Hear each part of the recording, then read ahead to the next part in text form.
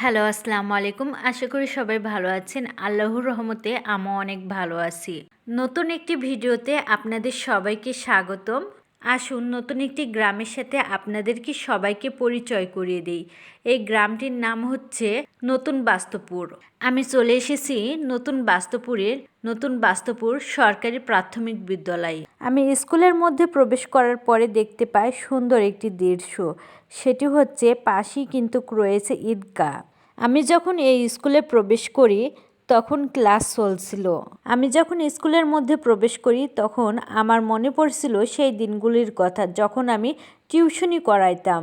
বাস্তবপুর গ্রামটি অনেক সুন্দর, প্রাকৃতিক সৌন্দর্যে ভরপুর এবং এখানকার মানুষগুলো অনেক আন্তরিক। বাস্তবপুর গ্রাম কিন্তু দুইটি, একটি হচ্ছে নতুন বাস্তবপুর এবং অন্যটি হচ্ছে পুরাতন বাস্তবপুর।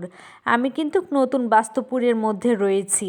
নতুন বাস্তবপুরের এই বাজারের পাশে রয়েছে সেই স্কুলটি, যে স্কুলটি আমি প্রথমেই আপনাদেরকে ভিডিও করে দেখাইছিলাম। নতুন বাস্তবপুরের এই পাড়াটির নাম বলে মাঝের পাড়া। আমি কিন্তু কতটা পাড়াঘরের নাম জানি না, তারপরেও এখানে যখন আমি ভিডিও করছিলাম তখন আমি লক্ষ্য করলাম এটাকে মাঝের পাড়া বলে।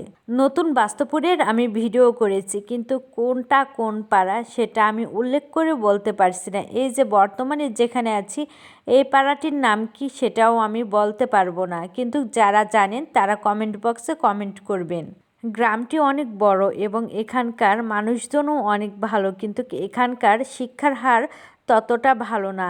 এখানে শিক্ষা প্রতিষ্ঠান বড্ড অভাব।